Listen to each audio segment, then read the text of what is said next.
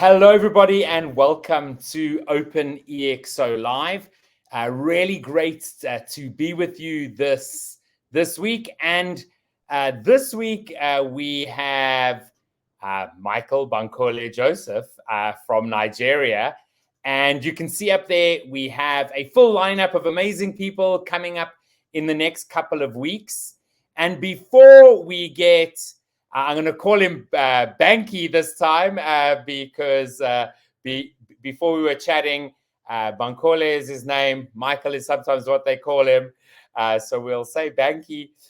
Before he comes up on stage, I do have a few comments from some community members that I want to share. And the first one comes from Gerard, and he just says, Michael is an enthusiastic, energetic, and positive person. And one of his superpowers is storytelling with a warm tone of voice. He developed his personal style to learn, which brings new advanced insight. I expect in the years to come, we have interesting social impact projects in which Michael and I team up with like-minded professionals. He is a living and working exponential individual. Next, we have from Daya. Michael is experienced in the startup world and moving in teams from ideas to execution and then to success. He is a real team player with the ability to inspire and facilitate team processes. As part of the OpenExO coach certification program, he proved to be a really successful in the coach role too. I'm sure you'll enjoy his energy and style during this conversation. Next from Rajiv, Michael has the rare ability to be objective and empathetic at the same time. An engineer by training, he goes beyond the technical expertise to see how we can use technology for the well-being of people, well demonstrated in his passion for universal basic income, UBI. At the same time, it does not stop Michael from being objective when needed. Anytime the team was stuck, he would step up by either asking insightful questions or providing key inputs to get the team moving towards the objective with a clear, focused outcome.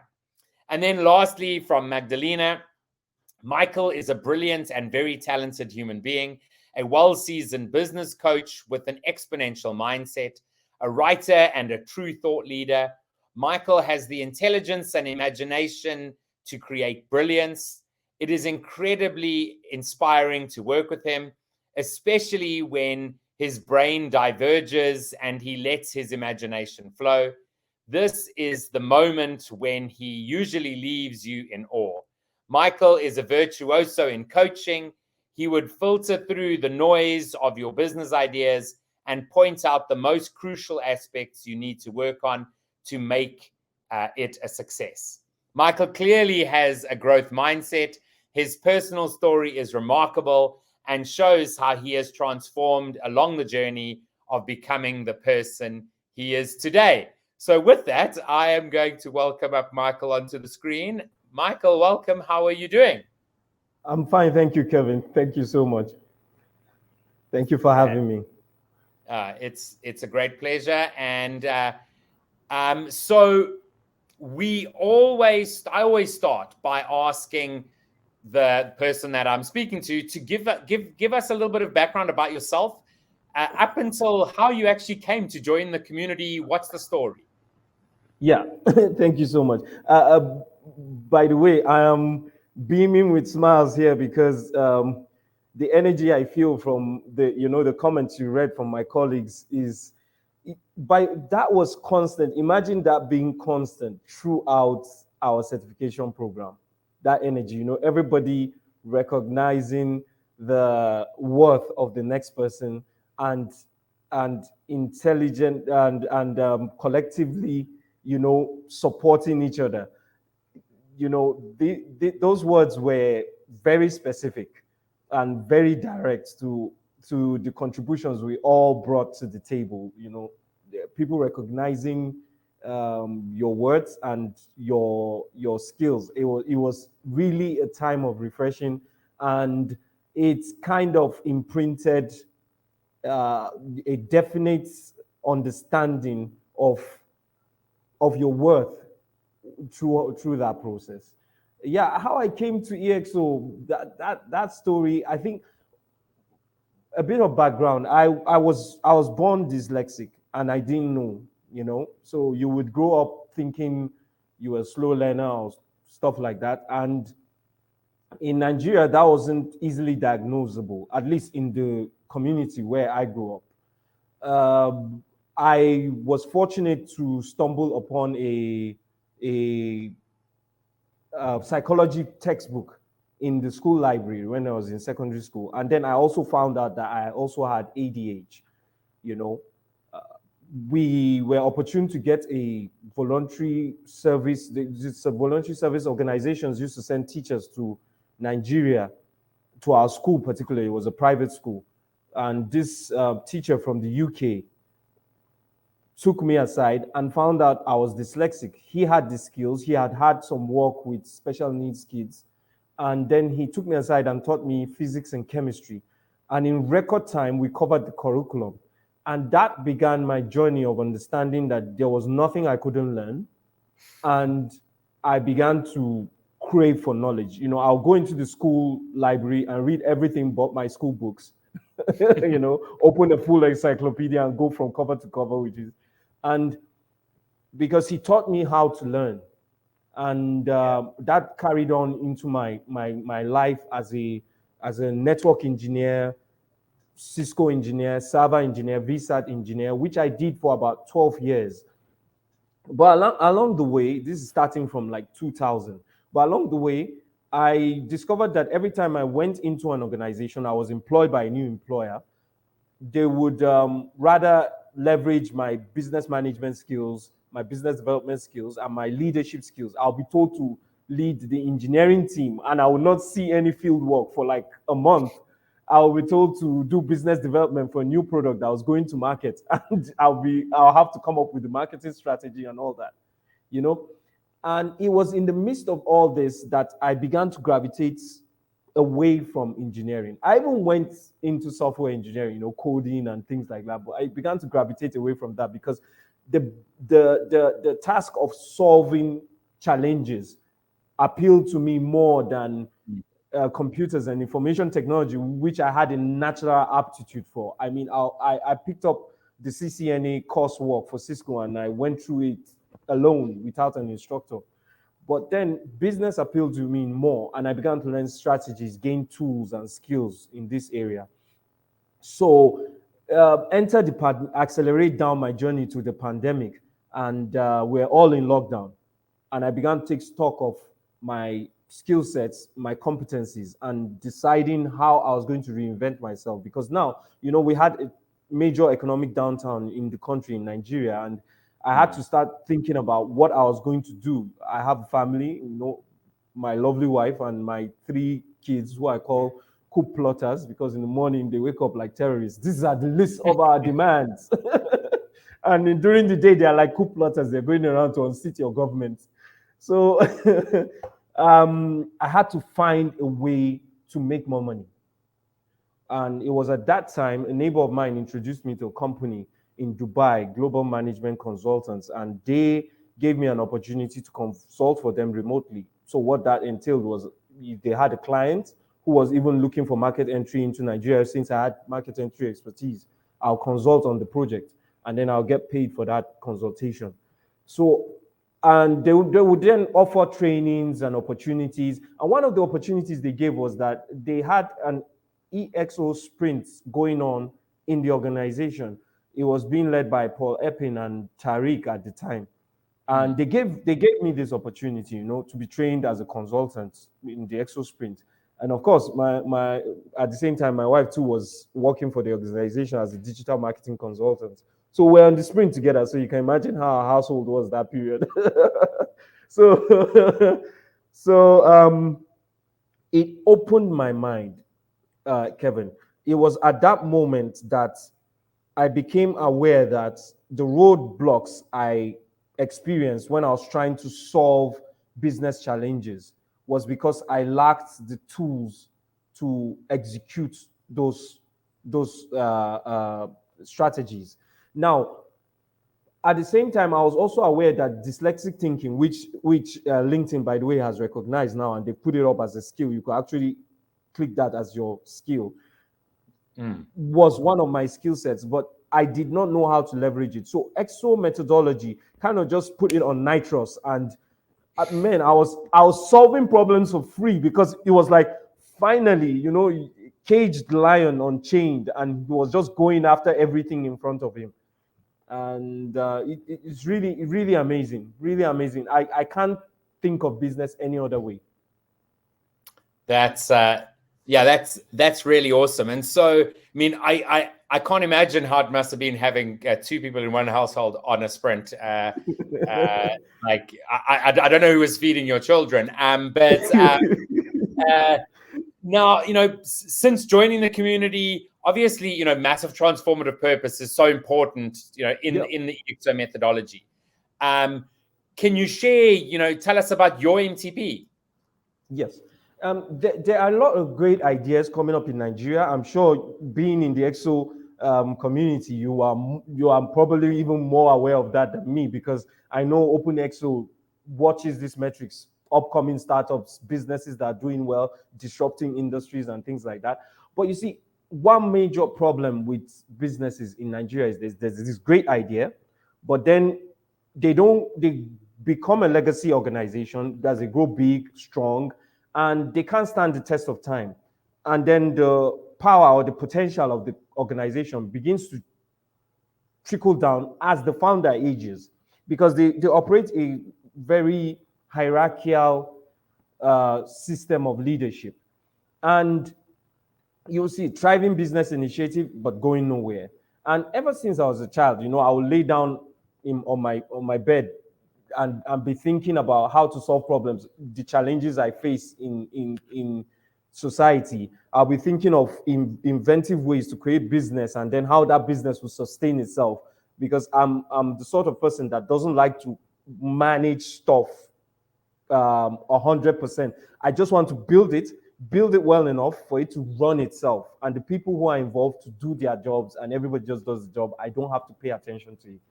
So this is why coming to OpenExO now gave me the tools and the skills to really do this. And the massive transformative purpose is the most important attribute that I use personally and in my consulting business.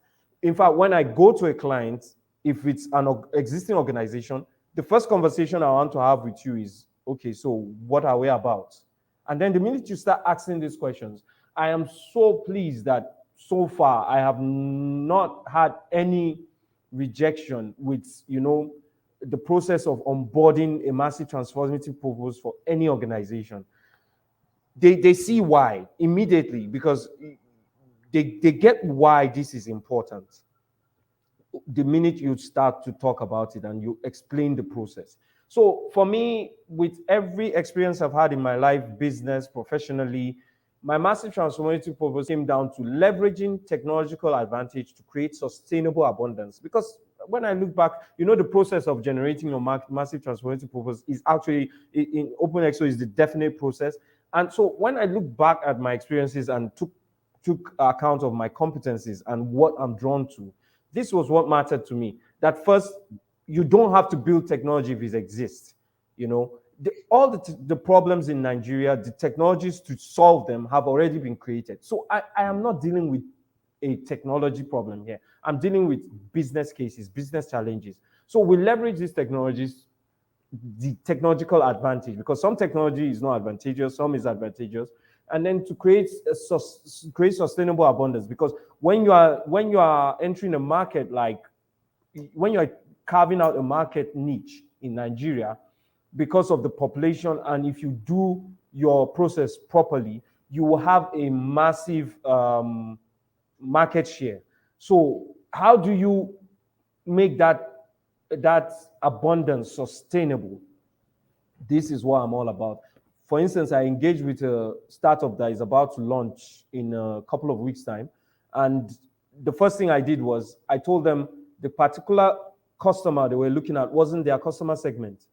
And I pointed to them why this was so. Because you see, I told them if you were going to extract value from this customer segment, it's going to take you a long time to get to market and then to see any tangible growth or to be able to scale this business. Meanwhile, this particular segment that you consider to be your key partners are actually your customer segment. So we had to transpose, and immediately it just became obvious to this client that what have we been thinking? Why have we been thinking about it that long? That thinking about it that way have been giving him sleepless nights about execution, because now you have to do a lot of marketing to get to that customer. You have to convince that customer to onboard. But now with this key partner is already in the market. They know that this solution is going to solve all their problems. So they are willing to adopt the technology and pay you for it. So you see, this is where sustainable abundance is very important to me. Awesome. That's really awesome. So having gone through the a sprint and a few of the certification programs and being a part of the community, what would you really say are the sort of the learnings that you've experienced? It hasn't been such a long time. Yes. In the short time. Yes. When actually my learnings have now become kind of my two-line pitch when I'm talking to a prospective client. I say you, because immediately clients in Nigeria have become very skeptical because people take them, they get people and they pay them to do their job and then they can't execute. Now, one thing OpenExO has done for me is I am able to tell my client that I can take an idea, no matter how vague it is, and create a thriving business initiative from it. Because with the EXO attributes, you can. If you're willing to put in the work, give it some thought, form a team around the process, you can build something spectacular out of any vague idea. I mean, you just name it. I've I've thought through the process, and this is the major learning for me. My challenge in business in the past had been, I'm sure you've been there in your consulting business, Kevin, waking up in the middle of the night, drinking coffee, burning the night out, just because you want to deliver value to these clients and solve their business challenge. But now there are definite steps. There's a mindset you carry to it. And if you are not getting the results you need, all you have to do is change perspectives using the tools that the consultancy certification and now the coach certification, most importantly the coach certification, because all my life I've been a consultant and you know how exhausting that can be. But when you become a coach, you are handed down a different set of tools. You now know how to make everybody effective in their role.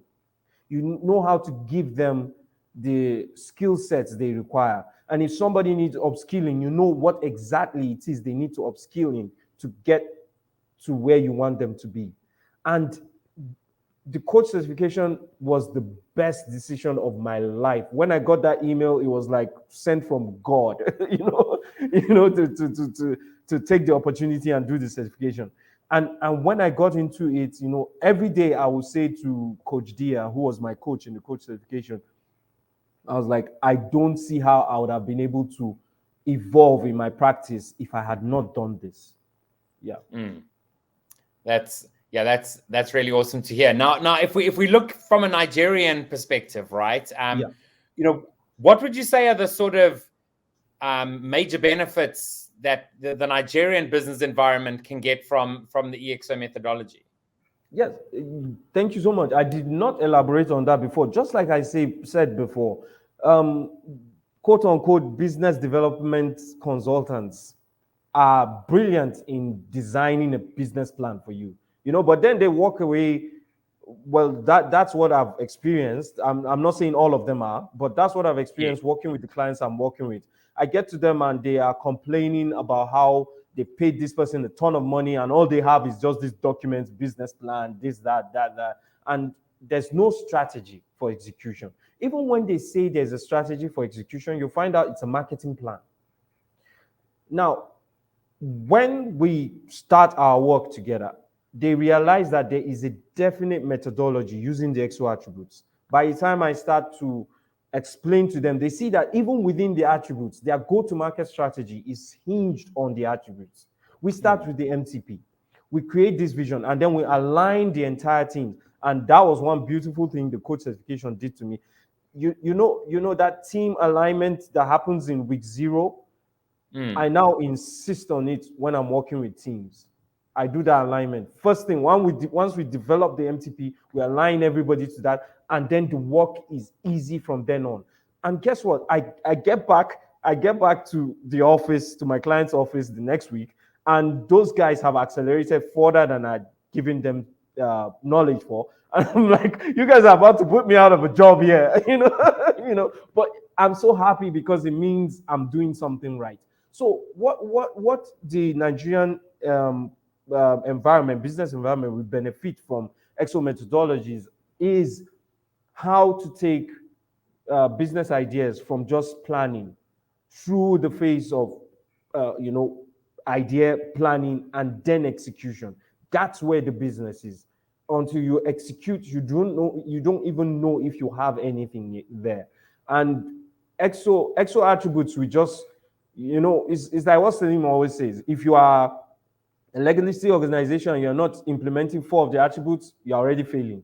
And if you're a startup and you cannot find where to use 8 attributes, forget about it. You are most likely going to land in that 95% that don't succeed.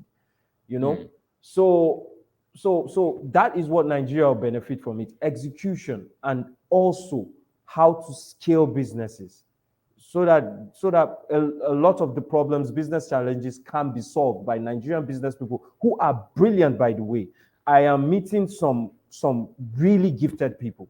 Somebody who is a gifted engineer and at the same time a gifted business person. Yeah, absolutely. And I mean, you do quite a lot of work in the startup space, right? And so yes, I do. What's been the one of the biggest challenges around implementing EXO methodologies in that space? Yes, because Nigeria is relatively young to the startup culture. In fact, Nigeria did not even have any startup legislation up to now. As of 3 years ago, I wanted to register a startup for a client, and when we put forth our company name, which was tied to their MTP and their business model and everything, you know how you develop the name, and the name is everything. It wins the buy-in of the team. And then the commission, which is in charge of this registration, told us that name is not permitted. And I was like, what? This is the 21st century. What do you mean that name is not permitted? They said, well, it's, these are laws that have been written down. It's policy that this cannot be allowed. And that is not their fault. It is because there is no startup legislature to override that. But now the beautiful thing that's happened now with the successes of what you call them, giants, unicorn companies that are coming up in Nigeria, is that the policymakers are beginning to say, you know what, we need a startup legislature, because many of these startups are going to have to register in the US and in the UK in order to be able to fall within that gray line that protects them from legal impediments in our constitution. So now the federal government has just forwarded the startup bill to the National Assembly for approval.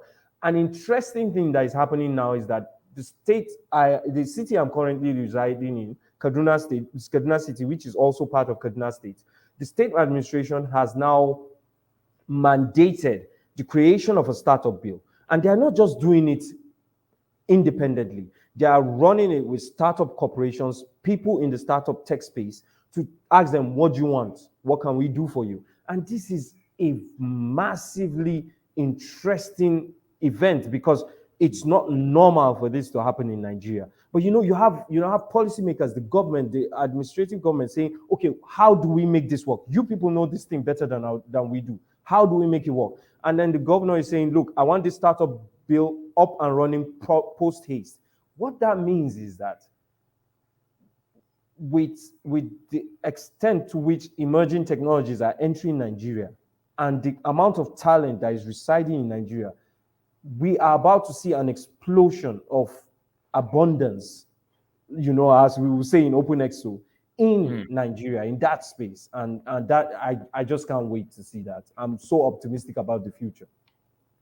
Awesome. Yeah. I mean, I couldn't agree more. I think the entire African continent, there's so much opportunity. Perhaps the two of us are biased, having grown up here, but yeah, I mean, having had the opportunity to travel around a lot, there really is so much opportunity. Now, as I said to you before we were on the show, the time is going to disappear, and so it's come to an end. Really great chatting to you.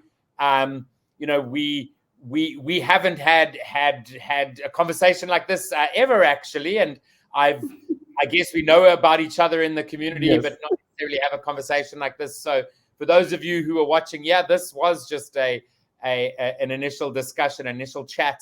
Hopefully we get to chat some more. But what is that one thing that you want to sort of leave with the people who are watching, either now or those people who are watching the recording? What is that one thing you want to leave with them as we end off the call today? Yes, one thing I would like to leave is something that has become constant in my consciousness. My colleague and now very good friend, Magdalena, who I did the coach certification with, went on vacation, and then she was telling me of this situation where she had to overcome one of her fears. And she said, and now she calls it baseless fear because it was completely baseless. She didn't know why she had it. And then she just told herself, you know what, this thing has been hanging over me for such a long time. I'm just going to go ahead and do it. And she said it was such a surprising experience to have done that. And she said this quote, she said, on the other side of fear is the life you've always wanted.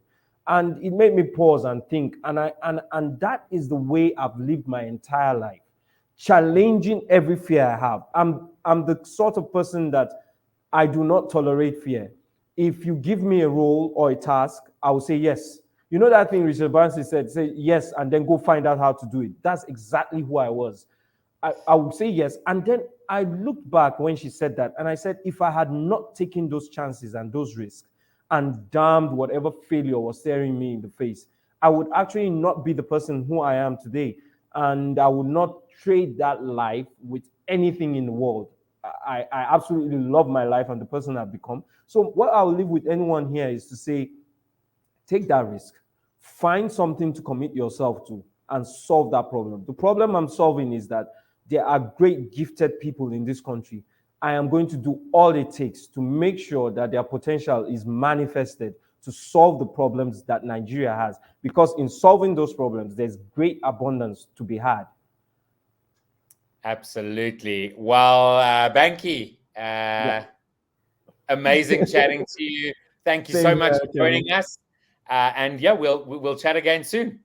Definitely. I hope to chat with you again. Perfect. Cheers. So great chatting to Banky there. And ultimately, what he shared is so true, so important for us all to know, to be sharing out there, to create that better future that as OpenExO community we want. We need people who believe that it's possible. And so, go out there, share with people what is possible. And we're going to end off today's call with a little video about our community all hands, which is happening on Tuesday. It is an all-day event. You can pop in and out whenever you like. We're going to be sharing updates, having community discussions. And so we look forward to seeing you there on Tuesday. And we'll see you again next week, Thursday, for another OpenExO Live. We're looking forward to seeing you at the Community Hall Hands on the 24th of May. It's going to be such a fun time. We're going to be in Sci-topia. This is a world which we've built. We're still currently building. Here's a quick look at it. So far, it's going to be really awesome. You're going to get to chat with fellow community members, Q&As, meet everybody. Maybe you're going to find some time to spend it on the dance floor a little bit. But we're really looking forward to seeing you there. Please register